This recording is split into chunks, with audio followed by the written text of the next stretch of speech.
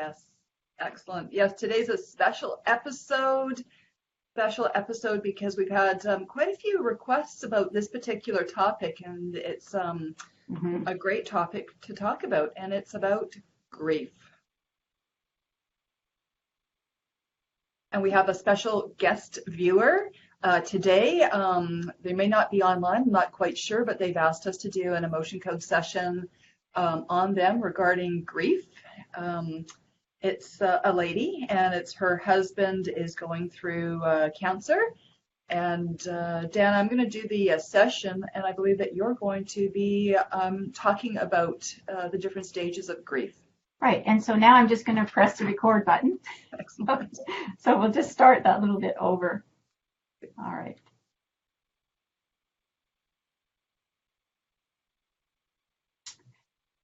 Welcome to this special episode on releasing grief. My name is Dana J. Smithers, and I am an entrepreneur, and I'm a certified law of attraction trainer. I'm also a certified emotion code practitioner, as well as I work with women, guiding them through to help them discover their sacred gifts. But more of my business and more is moving over to using the emotion code on women that are either in transition. A lot of women going through depression or lack of motivation. They may in fact be stuck in their business, but that's not only the type of clients that I seem to be attracting lately. So because so many of them are talking about grief, but many people aren't labeling what's going on in their life as needing the grieving process. So I'm going to spend some time today talking about that. As you know, Helena, Jenik, and I, the Emotion Code Divas, our intention is to educate, inspire, heal, and release trapped emotions. So that's a little introduction for me. Helena, why don't you go ahead and say hello to our viewers and people that will be watching the recording. Excellent. So my name is Helena Jenikin. I'm a certified clinical hypnotherapist as well as a certified emotion code practitioner. And in my business, in my hypnosis business, I see a lot of men and women who are wanting to stop smoking. I am the stopsmokinglady.com. Also wanting to release excess weight, relieve anxiety, medical anxiety, social anxiety. But what I am finding is that all of my clients are benefiting and loving the emotion code, so much so that they're booking sessions just for the emotion code, because we can do it over video. They don't have to come into my office, and it's amazing the changes that people feel and the results I'm getting by adding it in. Absolutely, and I'm finding that too, Helena, that a lot of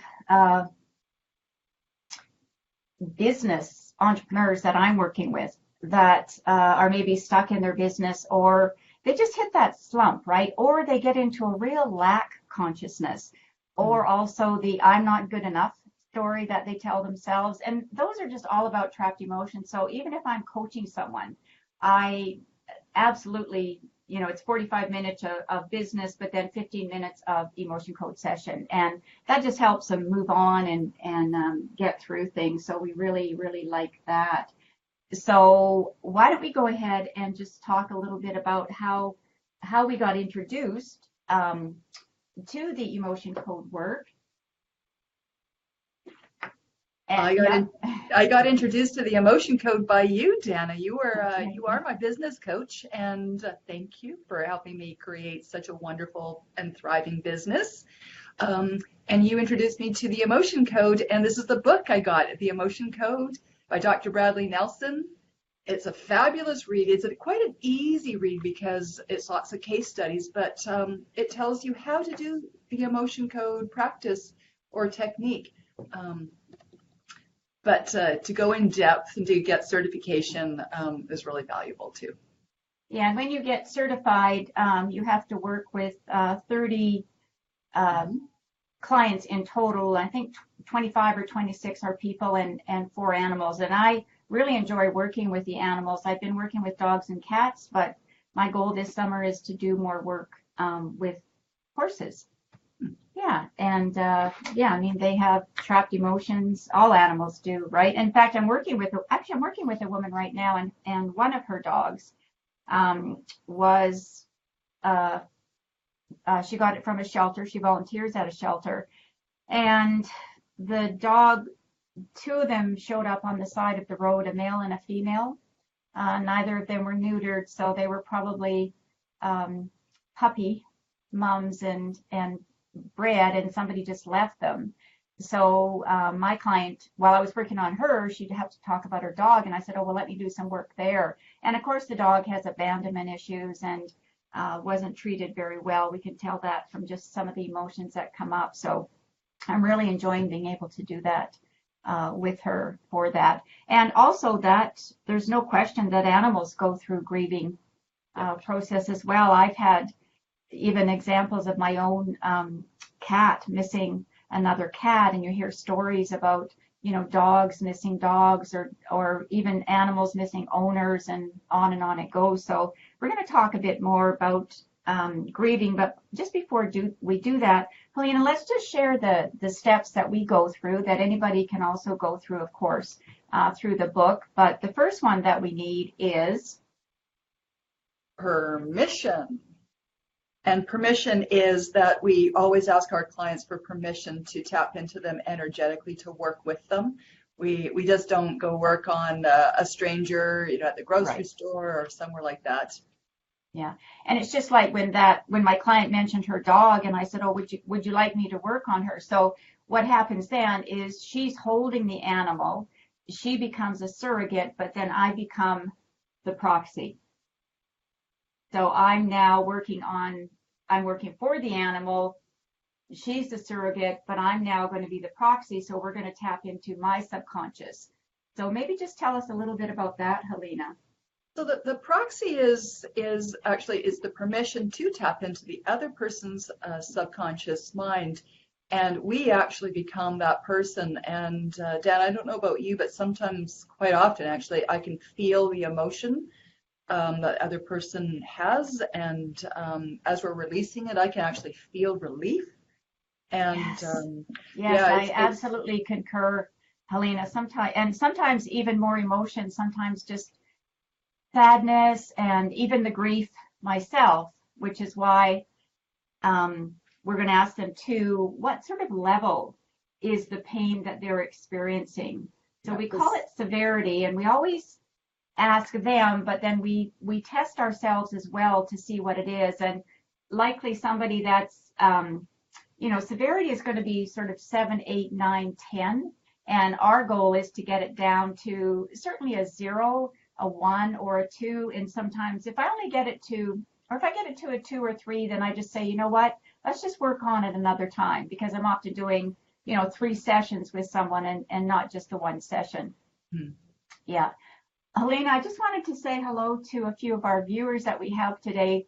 Karen Woodfield says that we look fabulous. Thank you. Well, we are the divas, that's sort of what we expect, right?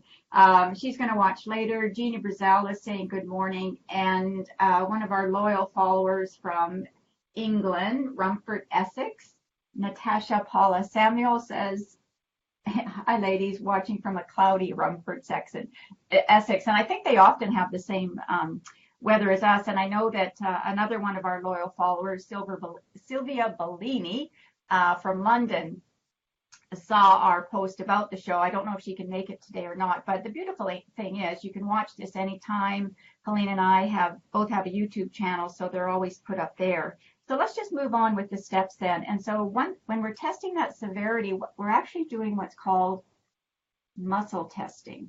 Muscle testing, that's right. Muscle testing is I'll show my muscle testing, then I'll explain it. But what I do is I interlock these 2 fingers into like rings. And then whenever I think of the word yes, or the answer is yes, my subconscious knows to lock my fingers tight together. And when the answer is a no, they just slip apart. So muscle testing is an agreement that I have with my subconscious mind to answer yes or no questions. Yeah, and then you can do yours. Well, I do mine, and in the book, Dr. Brad has about 6 different ways that you can do it, but I do mine with my index and thumb finger together. closed, and then I use my index and thumb finger on my other hand, and then that's a yes is nice and tight, and a no is like that. So because we are doing the muscle testing, generally not in person, so it can be on phone. We even use, I did one yesterday on FaceTime. You can do Facebook chat, you can do Zoom, you can do all sorts of things. But even if you are just doing it on the phone, we muscle testing in person, you could test to see if someone, to see what their benchmark is by, you may have seen this one where people put the arm out and you say your name and somebody presses on your hand just above these two bones on your wrist. So if someone's pressing there and I'm to say my name is Dana, then my arm would stiff. If I said my name is Helena, my arm would go down. And it's amazing. It's absolutely amazing. And I'm going to talk about something called the map of consciousness. And this was created by Dr. David Hawkins. And he measured energetic frequencies using muscle testing. So he did that on thousands and thousands of people, which is how he came up with the different levels of energy, the different emotions. And, you know, I'm going to talk about that a bit more today, but that's why we do the muscle testing. It's amazing that is so truthful. It's a yes or a no. And then, so what are we testing, Helena? So what we're testing is, we're testing the emotions on the emotion code chart. So this is my chart here. Dr. Bradley put it together, and it's got 2 columns. It's got 6 rows, and it has 60 different negative emotions on it. So what we're looking for is if there's a negative trapped emotion that we can release today, is it in column A or column B? Is it in an odd row or is it in an even row? And that will bring us to one particular cell. And then we can just ask individually about those 5 different emotions if it's that one that can be released now. And we do that over and over and over again until there's no more, and we get a severity of a low number, or even better yet, a 0. Right. And then the way that we actually release the trapped emotions, since we are being the proxy, is through using the use of a magnet. Yeah. Now, That's if you right. didn't have a magnet, I often I have my emotion code chart on my phone, so I'm often I like to go down to the beach. I've got a really quiet, secluded spot, and I'll often do sessions there. And I don't necessarily have my magnet, but your hand can be used as a magnet as well. But Helena and I have our magnets. Yeah. I have magnets everywhere in my car, Yeah. in my purses, in my home office, at my work office, magnets all over the place. Yeah. So what we're actually doing with the magnet is once we find one of those, one of the trapped emotions from the chart, then we're asking the question, can we release it? And if I get a yes, I can release it. Then I go ahead and I take the magnet from this governing meridian, because we're all energy. We have chakras, we have meridians all over our body, we have energy points all over our body. We actually have hundreds of chakras, but most people are just familiar with 7 energy points. But we take it sort of from just above the lip, run it over our head to the back of our neck, and we do that 3 times. And what happens is we are demagnetizing that trapped emotion that has come up. So we're demagnetizing it, just the same way in your purse that if you get your credit card too close to a magnet, it demagnetizes it. That's why it may not be working. So we do 3 swipes if the trapped emotion belongs to the person we're working with, but it could be inherited. So what do we do if it's inherited? Well, we swipe it 10 times. And what we're doing that is we're releasing the trapped emotion from the person themselves that we're working on, and also the previous generations, and also possibly if you passed on the negative trapped emotion to your children, then from your children as well. As that inherited trapped emotion was passed down through the genes at the time of conception. Now, it doesn't happen for every single generation, so sometimes it skips a generation. Exactly. So it's really very interesting, and I've been doing this since 2016, and occasionally I will get, it comes up that it's a past life Mm-hmm. Yep. trapped emotion. Now that might be a little woo-woo for some people, but it does happen. And when that trapped emotion comes up from a past life, we can remove it the same way that we do if it was just your own emotion. And the last thing that we have to make sure that we're doing all the time is what, Helena? Hydrated practitioner. I've been waiting for this card because I need to hydrate. Exactly. Yeah, I just bought myself a new glass. I don't know if you can see it, but it's one of those with the bumblebee on it. Oh, It's the a very bumblebee. French kind of glass. I like Oh, these. yes, I see Uh, that. Dana, I think we need to go to France together one day. hey, I'm in. You know, my sister's got tours to France that we could do as well. But anyway, let's go ahead. Let's get rocking on our show here, and I'll just see if we have anybody else that's saying hello. Not that I can see at this moment. So we're just going to go ahead. So Helena, tell us a little bit about the person that you're going to work on today. And we know that the severity is a 10. We know the severity is a 10, and she's a lady of, she's just in her mid-60s, and just in the mid-60s, because that's the new, like 50 or 40s, and we just seem to be getting younger and more vibrant with age. With that, I just have to pull out this little card right here. And I believe that to be true. I believe that people are feeling and acting younger simply because the subconscious mind does not know the difference between an actual experience that produces an emotion and an emotion that you fabricate by thought alone.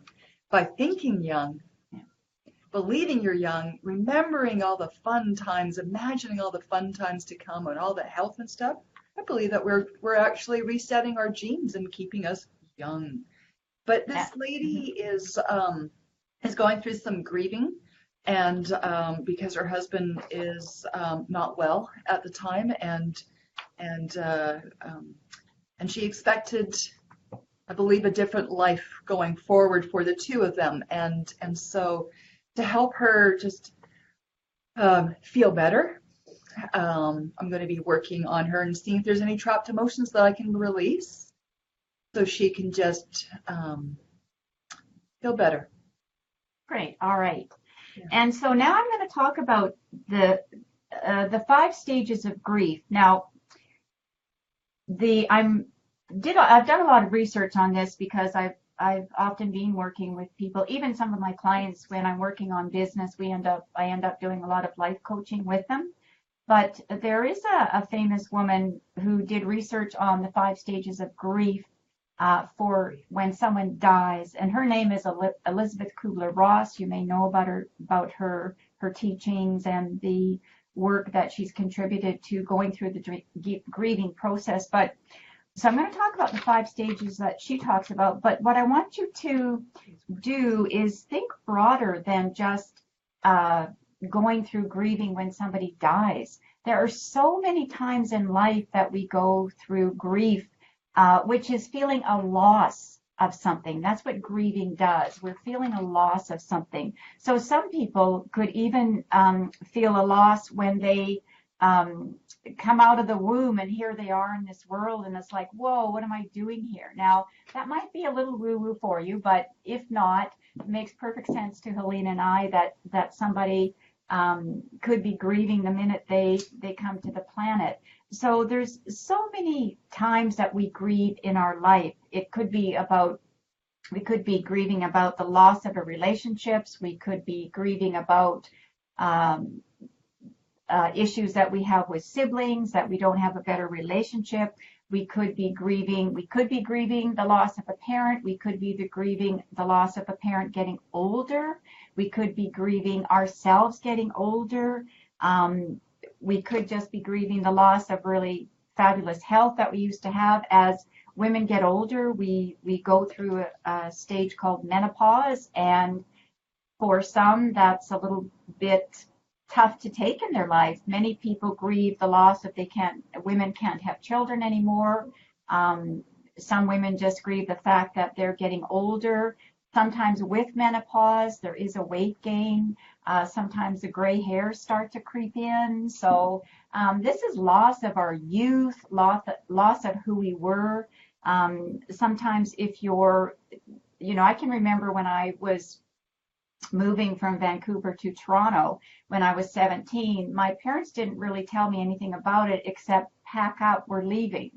Well, I didn't know it, but I was grieving the friends that I left behind, the school, the life I knew, everything that was familiar to me was gone. So I was grieving. Lifestyle change. If you have a change in your finances, you can be grieving. So there's lots and lots of things, but generally the 5 stages that most people go through are, the first one is denial. And since I am a law of attraction practitioner and trainer, we always say that go through the negativity briefly. Have your hissy fit, have your anger, strike out, be mad, punch, whatever. But when it comes to determining how brief your grieving is, that's entirely up to you. Some people have lost a spouse and maybe within a few months they're out looking for somebody else. For some people, they may never look for anybody else. That was the love of their life. Some people, it may take a couple of years. So there's no time frame on it, right? There's no time frame. So it's your briefly. It doesn't matter how long it is. But the first stage is denial, where it's almost like, well, this can't be happening. It's not happening. I'm going to ignore it. So you can do that. And then you may then move on to the next stage, which is anger. So when you're in this anger stage, there's all sorts of negative emotions going on. And when those negative emotions are out there and you're fighting against them and you're mad and you're resisting and, life sucks and how did I attract this and all of that, you can find yourself going into a victim stage, and that's okay. Just be angry. Let it go. Let it rip. Now, we don't necessarily go through all of these stages in order. You may find that you get yourself in the stage of anger, but then you go back to denial. This really can't be happening, right? And then you may find that you go on to the third stage, and this is often one that is used when somebody is sick or not doing well, or somebody is dying, or there's some kind of a traumatic situation where you kind of start bargaining with God or bargaining with whatever you believe in, that if this person lives, I'll never do this again or whatever. So it could be all sorts of things. And also too, as I said earlier on, these emotions could all pertain to the loss of an animal or a cat. I know when my cat was in the process of leaving us, we didn't know what it was going to be, but it was about 6 months from the time she got sick to, so trust me, I was doing a lot of bargaining. And finally, you have to get to that place where maybe there is a little bit of depression. You feel sad for the loss. You know that it's going to happen. You can get depressed. Just let it be. Again, there's no time frame on this. And then the final stage, according to Elizabeth Kubler-Ross, is acceptance. And so what acceptance means is that you're accepting the situation for what it is. It is what it is. But, acceptance doesn't mean resignation and feeling life is terrible and is this all there's ever going to be to life? No, acceptance means accepting it. And in my opinion, if we do remove those negative emotions that are there when that acceptance comes, then you can start to move forward. Because in life, we're never meant as humans to stay stagnant. We're meant to learn and to grow and to move on. And so that's when you get to that stage of acceptance, and there's no time frame on it. So you can grieve all sorts of things in your life. Maybe you've got even, new buildings, new developments coming in your area, and, all of a sudden you no longer have that sea view that you used to have. Well, grieve it, go through it. And then eventually, as we also like to say in the law of attraction, we do this, which means, do you remember what this means, Helena? Oh, just Remember checking my this notes. little thing we do? Oh, hang on, I'm a little delayed. Okay, all right. So Oh, the scale, build, Build a, Vibrational meter? okay, close, but no, this one is build a bridge and get over it, right? Oh, Yeah, build a bridge and get over it. Michael Lowe's and Michael started that, so we kind of all use it. So just a little bit of information about this map of consciousness. So you can look up David Hawkins. He's no longer with us on this plane, but he's done lots of YouTube videos about this. But, if you look at where grief resonates down here on the scale, super, super low, right? So grief is down here where all these other negative emotions are. And then you raise your vibration a bit, even when you move up into anger. And once you can get from that anger, and like I say, just let it rip. Do whatever you need to do. I was telling Helena on the last show, I was kind of yelling in my car the other day, just letting it out, right? Heading off somewhere. But then I had to apologize to my car because I have a relationship with my car, and I felt badly that I was yelling in her car, so I forgave myself for that, and so did she. So from anger, then we're going to go way up here to acceptance. So acceptance vibrates on such a higher scale than if you go back from grief. And then, once you get to acceptance, then you can start to look at feeling these other emotions again, right? Of feeling love and joy and gratitude, and maybe even finding some peace in the situation, because life is complicated. We are just full of emotions, and those negative emotions can be released, which is why Helena and I love this work so much and why we do it all the time. Sometimes, somebody will just even send me an email and make a comment in it, and I'll just say, hey, do you want a quick emotion code session or something?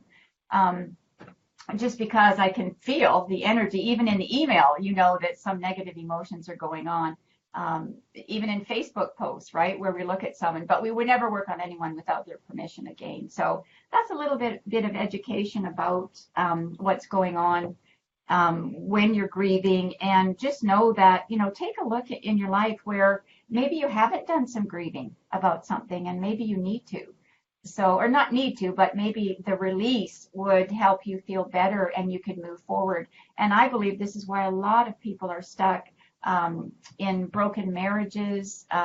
If someone is a widow or a widower, that they're still grieving. And I think especially to, people your age, Helena, even a little bit younger, that have aging parents, where you have to make those decisions. How much can you take care of them? You have a caretaker, but, do they eventually have to go into a home? That's a whole other topic, but, you have to get to that point, where you're, where you're going through these stages and finally get to that place of acceptance, because it's only once you get to acceptance that you can move forward. It's like, all right, it is what it is. And then we move forward. So Helena, what trapped emotions did you find and release for our anonymous viewer? Our anonymous viewer. I did 3 questions actually, because I did first of all about the grief, about the life that they were, what she was planning to have. And so the first one came up was worthless, which so many of us carry, and we don't even know that we're carrying it. Shame came up, and then was rejection, and then terror. But terror was inherited from the mom's mom. And when I did the terror, I could actually feel the terror in my body. And so many people, moms, lived through war, lived through depression. That's exactly what I was thinking, that, a lot of people that have immigrated, and certainly that age would be around, the grandparents and the whole, the World War II, and even earlier than that, right? The First World War, there's some people whose parents, we've inherited emotions from that, and even further down, because it seems there's always been wars. Yeah. Right? Yeah. There's always been wars, so those definitely are. So that was an inherited emotion. Yeah, and that was my whole body just kind of there was this wave of release when I did that. And when I mean release, it just uh, kind of a sense of washing over my entire body and letting go, because that's heavy. That's heavy to carry around. And then I got to a place of effort unreceived. And as I got to effort unreceived, I started to smile. And then I had you on just in the background so I could hear you just subtly. And I started hearing you talk about smiling. And I thought, isn't that interesting how that kind of went together? And then, so then it came down to a 0. And then I asked about, what was my, it was, it's like caring for him, because now we know that there's probably going to be a whole lot of caring and taking care of the person that is not well. And I asked, is there any trapped emotions that can be released that will just allow me to care for my partner? And low self-esteem was the only trapped emotion. And once that went away, that was good. And then I had time to do one more question. And I know a little bit more about this lady, and asked about her business. And the first one that came up and that was released was shock. And once shock was gone, it was all a 0. We're down to 0. Down to a 0. That's great. So, yeah, we'll get some feedback from her as well. And yeah, so so as we've said, take a look. Where do you need do some grieving? And I'll just read a few more comments here. Sylvia Bellini did check in with us. Lovely day there in England. She's going to watch the replay as well, but I noticed that she came back on and she said, thanks for dealing with this subject. It's very close to my heart at this moment. And I believe that it is. And I have to do a little laugh here because Sylvia Bellini typed in the build a bridge and get over it, right? So I don't know if she knew that from the other shows or if she's just typing it because we said that, but that's really sweet. So yeah, so so our message for all of you, men and women, right? Know that there are so many times in your life that you are going to have to go through the grieving. And from all the reading that I've done as well, you don't actually have to go through all of these 5 stages. You might just get from denial, or you might just be in anger and go right to acceptance, depending on, acceptance really involves a lot of forgiving. So I actually do, when I work with people that are grieving as well, I give them what's called a forgiving letter. So they can just write a letter to themselves, whether they need to forgive themselves or somebody that's, maybe betrayed them, or maybe somebody's left, or like I say, maybe a pet is no longer with them and they're feeling the loss. So, it's okay, recognize it. And again, from a law of attraction perspective, deal with it briefly, but your briefly is whatever you believe your briefly to be. Yeah.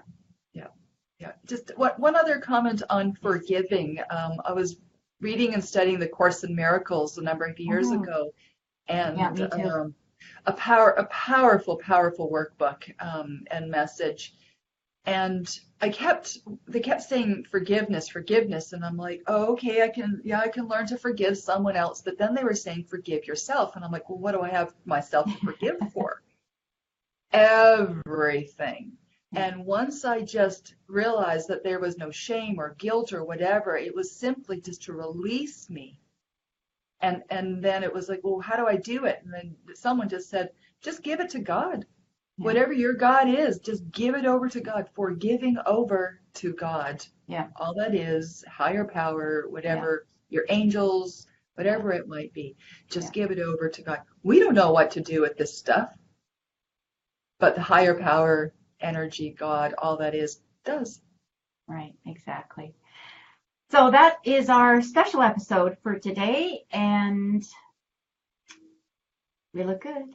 The Divas look good. The Divas look really good in this. So we are starting the month of May talking about weight, releasing weight. And Helena, our show is super exciting for tomorrow. We've already got a lot of people requesting that we work with him, but we've already selected someone. But do watch the show. So do you know what? It's episode 16.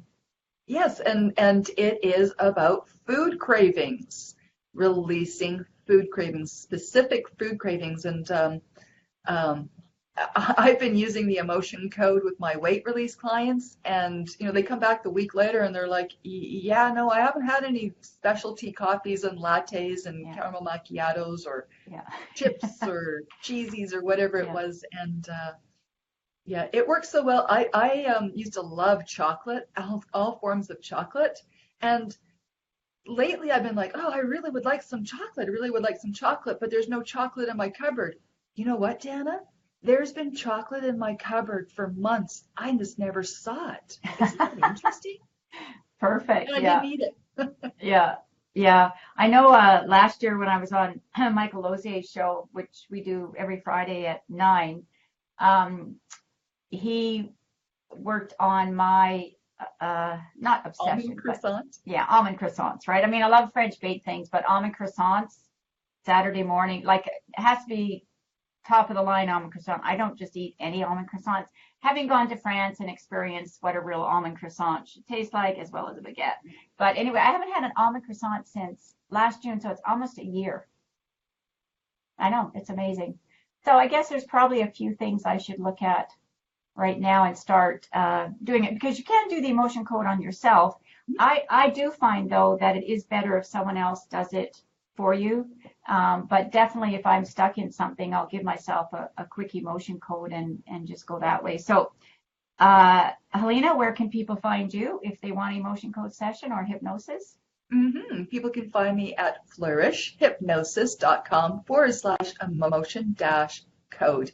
On there, I have a couple of videos explaining the emotion code and what to prepare for our session. And then there's an online calendar link, and you can just go ahead and book yourself a session, and we'll do it over Skype or FaceTime, Messenger, or if you're local, come into my office. Exactly. And Leslie Marshall, thanks so much for watching. So I'm Dana J. Smithers. You can find me at empoweredwomeninbusiness.com/emotion-code. And Helene and I both have YouTube channels where under our company name as well, where you can watch previous videos. So that's it for now. We'll be saying goodbye, and we'll see you tomorrow. And please share. We're just, this is a fairly new show for us, but we believe it adds a lot of value to people's lives, and we really want to inspire people and keep you moving forward. Bye for now.